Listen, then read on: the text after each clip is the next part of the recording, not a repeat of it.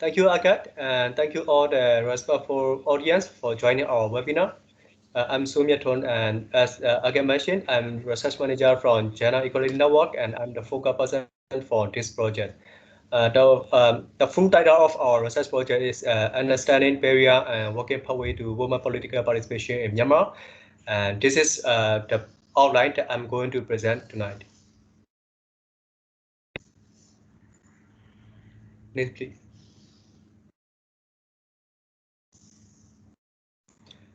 We have been implementing a 3-year project with the technical support from EIT from Thailand and Magway University from Canada.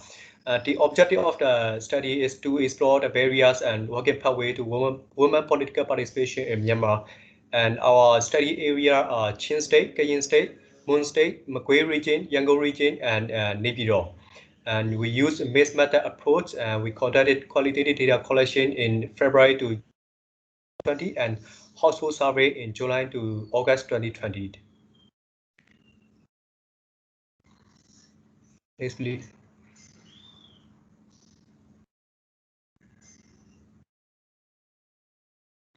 And this is our concept of pathway. And in order to understand how women at different political level began where they are, and how their pathway are similar or different with the women from the general population, we did in-depth interview from with MPs and influential leaders from national level, state and region level, and township level, and household survey at the grassroots level.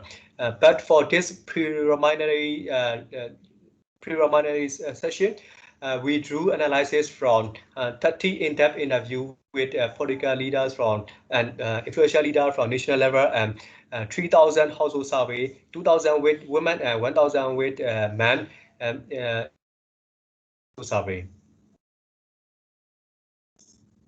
Yes, please. Let me start with general political behavior and belief from our finding. Yes, please. If we take the voting pattern as a proxy of the political interest, we do not see any major gap between men and women. Both majority of men and women voted in 2015, and they will also vote in coming November 2020 election. Next, please. And when we asked about the mandatory women quota in parliament, we found that MPs have different opinion with general population regarding women quota in parliament. Most MPs, both men and women, they don't agree of women quota because they assume that if women have the ability, they will rise in their environment with their ability. But for the general population, they approve of the gender quota in the parliament.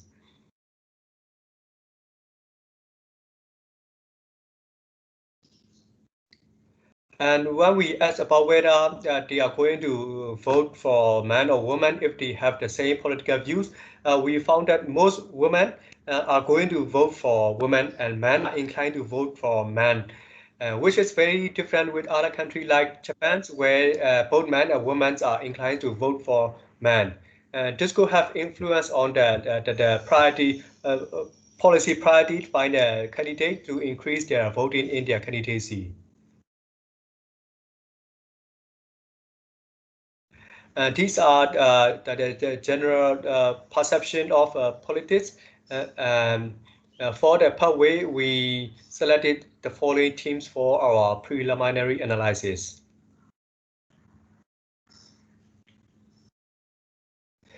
Regarding the meanings of politics, we found that most MPs they did not reflect politics as the legislated of the electoral process.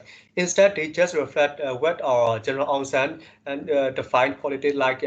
Politics is not about everyday life, and it's not only for the insider, and it's about contributing or some like philanthropy. Some MPs they got or acquire this perception by doing as MPs, and these views are not very different between men and women MPs. Yes, please. And in the political socialization, we found that the role of parents, especially their father, is very important in influencing political interests. And for most women MP, they have parents who believe in their leadership and who believe in equality between men, boys and girls. So early socialization is very important for women MPs to politically engage. Yes, please. However, in our survey, we found that the role of parent is not very helpful for the general population to be actively engaged in political issue, which highlight that early socialization by parent is very important for women to be politically engaged. Yes, please. When it comes to the role of peer network, it is different between men and women. We found that most women MP they were not very active in their student life in leadership activity or network game. But for men, most of them they participate in the student activity and they make network from this network of friends from this group. And this lack of peer socialization of women make them difficult to do like a man, like sharing in the drink.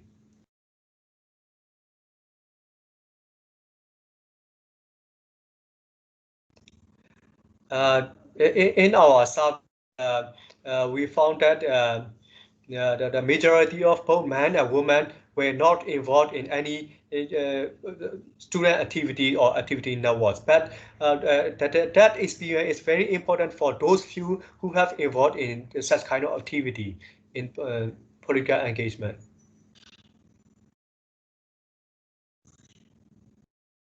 Um, in our interview, we found that most women MP have a professional career like a doctor, nurse, or lawyer, or something like that, and they drew lessons from this professional experience, and they found their network from this professional network. But for the man, most of the MPs they already have a career trajectory primarily in their political party politics.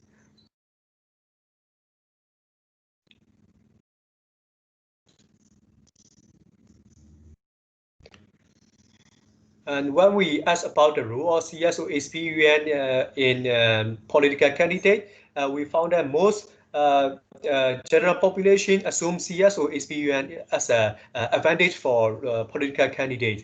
But for women MPs, they assume that their CSO experience could be used to exclude them as politically less competent.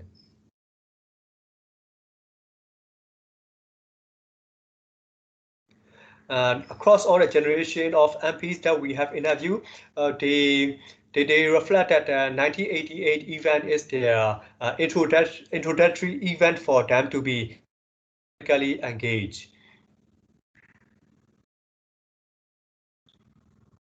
And not only that event, 2007 Saffron Revolution and 2012 by-election and 2015 election also opened up more space or opportunity for women to be participate in the politics. Which is also true for 38% of women and 35% of men in our survey.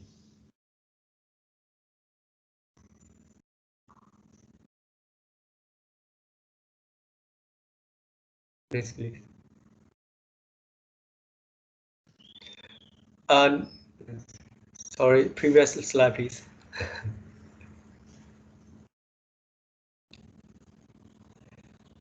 And for those who reflect that they have this event influence on them, they reported that this event motivated them a lot or motivated to some extent to involve in their politics.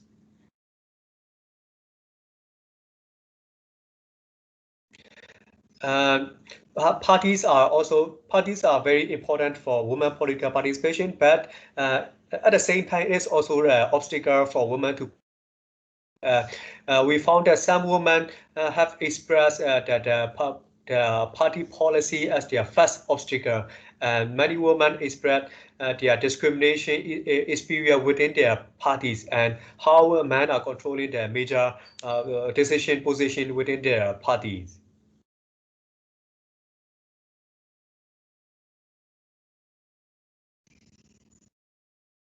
Yes, please. And when it comes to loyalty and experience, it's like a double standard for men and women. Women try to be more loyal because they are expected to do so, but still they are very little recognized. As I mentioned before, women MPs, most women MPs have their professional, but their professional experience are not very appreciated in their party.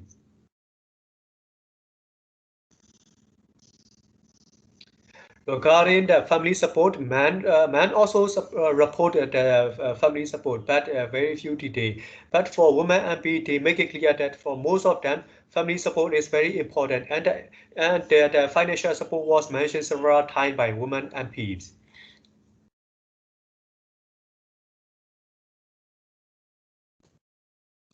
For the partner report, man also report that they got the partner support, but they mentioned very few detail only, like she support me or she prepare me for us or something like that.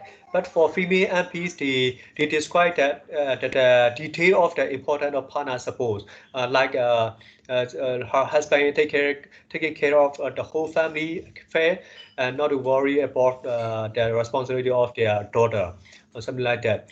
This underline that the importance of families partner support is very important for female MPs.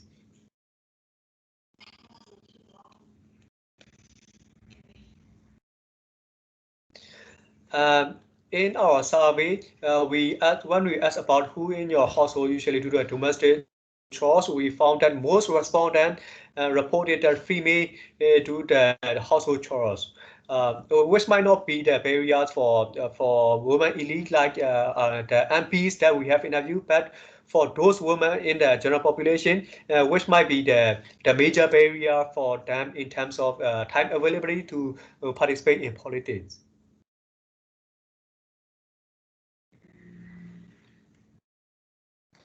So from our preliminary findings, the following recommendation. For the parties, they need to review their how their members are promoted within the mechanism, party mechanism, and they should develop a clear gender equality plan. Because women in rank and file are not coming at, and women MPs experience from the CSO and professional are not very recognized within the parties. And they should develop political awareness, raising participation experience, especially for girls in a school, because women in a school are less have opportunity to explore the politics during their school life than men. And parents' involvement in children's political socialization is very important, especially for girls.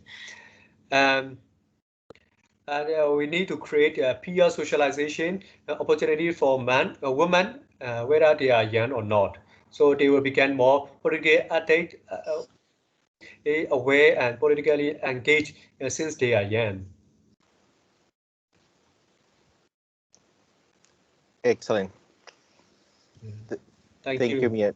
You would like to make a, we are just passing the floor to Pew Pew now? Yes, please. Okay.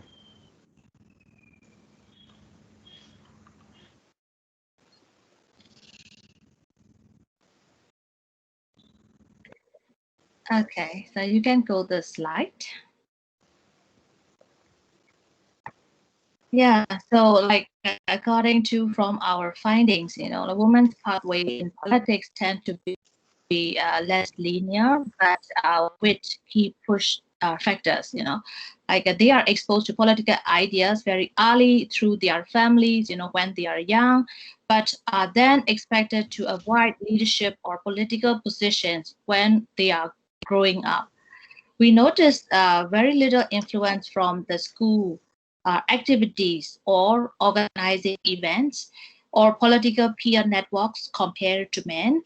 However, their participation is marked by both key events, crises like 1988 and the Saffron Revolution in 2007, and their professional experience as doctors, lawyers, teachers, however, indicating that those who make it tend to be more privileged, but those professional experience are kind of key push factors for their political pathways.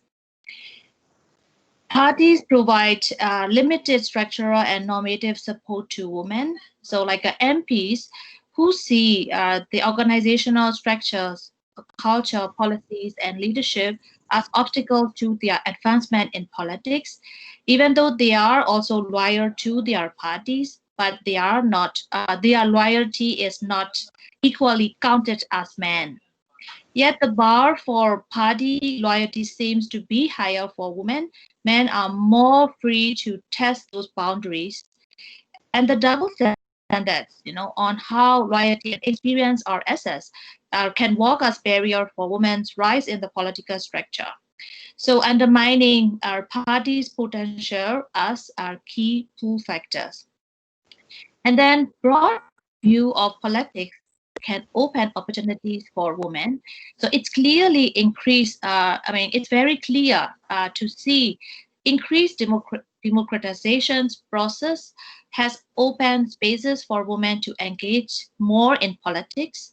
And those who aim to increase women's political participation should be encouraged to build upon a widely understood and broad view of politics as about everyday life, legitimizing both the role of women in politics and the relevance of non-government organizations, which can act as pathways to the political system.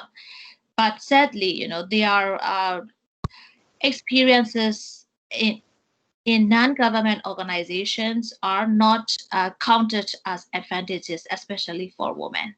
So thank you very much. Thank you very much, Piu, for this reflection on the role of women in politics in Myanmar, and based on this on this very novel survey. The